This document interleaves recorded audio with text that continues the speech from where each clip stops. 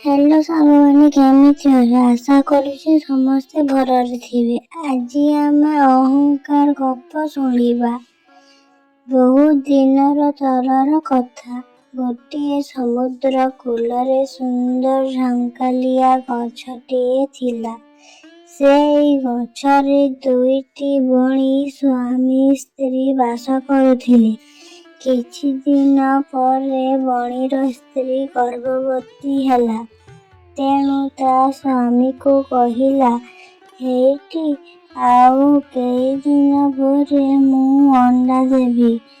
ଏ ସମୁଦ୍ରର ଯୋଉ ଗର୍ଜନ ଆଉ ଯୋଉ ପ୍ରଚଣ୍ଡ ଲହଡ଼ି ମାଡ଼ି ଆସୁଛି, ମୋ ଛୁଆମାନଙ୍କ ପାଇଁ ବିପଦ ସୃଷ୍ଟି କରିବ। ତେଣୁ ଚାଲ ଆମେ ଅନ୍ୟ କୋଉ ନୀରବ ସ୍ଥାନକୁ ଚାଲିଯିବା। ବଣୀ ସ୍ତ୍ରୀ ମୁହଁରୁ ଏକଥା ଶୁଣି ସେ ଠୋ ଠୋ ହସିବାକୁ ଲାଗିଲା। ଆଉ କହିଲା, ତମେ ଭୟ କରୁଛ କାହିଁକି? ତମ ଅଣ୍ଡାକୁ ଏ ସାଗରର ସାହସ ନାହିଁ ଯେ ଭସେଇ ନେବ। ତେଣୁ ତମେ ନିର୍ଭୟରେ ରୁହ। ବଣୀ ମୁହଁରୁ କଥା ସବୁ ସାଗର ଶୁଣି ମନେ ମନେ ଭୀଷଣ ରାଗିଗଲା ଓ ଭାବିଲା, ସାମାନ୍ୟ ବଣୀଟିଏ ହେଇ ମୋ ସାହାରାର ପ୍ରମାଣ ଖୋଜୁଛି। ହଉ, ଠିକ୍ ସମୟରେ ମୁଁ ମୋ ସାହସର ଉଚିତ ପ୍ରମାଣ ଦେବି। ଏହା ଭାବି ସାଗରଟି ଏମାନଙ୍କୁ କିଛି ନ କହି ଚୁପଚାପ ରହିଗଲା।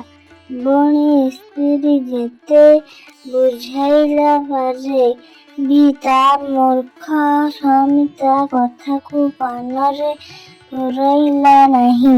କିଛି ଦିନ ଗଲା ପରେ ସ୍ତ୍ରୀ ବଣୀ ଅଣ୍ଡା ଦେଲା ଓ ଅଣ୍ଡାଗୁଡ଼ିକରୁ ଛୋଟ ଛୋଟ ଛୁଆ ବାହାରିଲେ। ଠେଁ ଠେଁ ଶବ୍ଦ କରି ନୂଆ ଦୁନିଆ ଦେଖିବାକୁ ଆରମ୍ଭ କଲେ।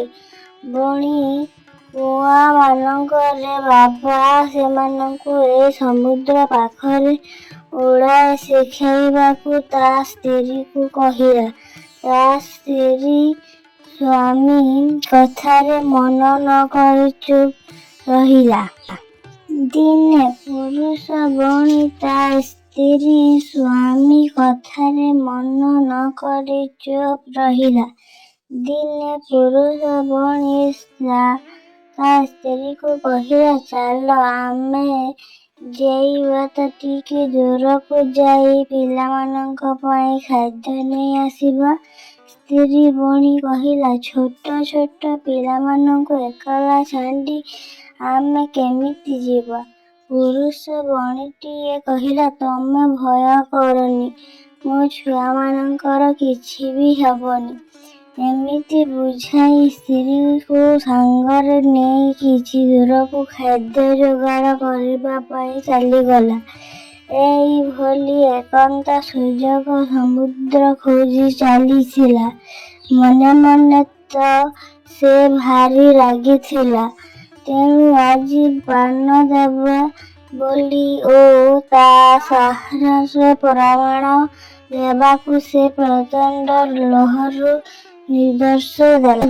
ସାଗରଠାରୁ ନିର୍ଦ୍ଦେଶ ପାଇବା ମାତ୍ରେ ଲହରୀମାନେ ଆସି କୁଆଁଳିଆ କୁଆଗୁଡ଼ିକକୁ ଭସାଇ ନେଇ ଅଦୃଶ୍ୟ ହୋଇଥିଲେ। ସାଗର ମନେ ମନେ ଶାନ୍ତି ଲାଭ କଲା। କିଛି ସମୟ ପରେ ସ୍ୱାମୀ ସ୍ତ୍ରୀ କିଛି ଖାଦ୍ୟ ଥଣ୍ଟରେ ଧରି ବାସକୁ ଫେରି ଦେଖିଲେ, ତାଙ୍କର କୌଣସି ଗୋଟିଏ ହେଲେ ଛୁଆ ନାହିଁ କି ତାଙ୍କ ବାସିବ ନାହିଁ।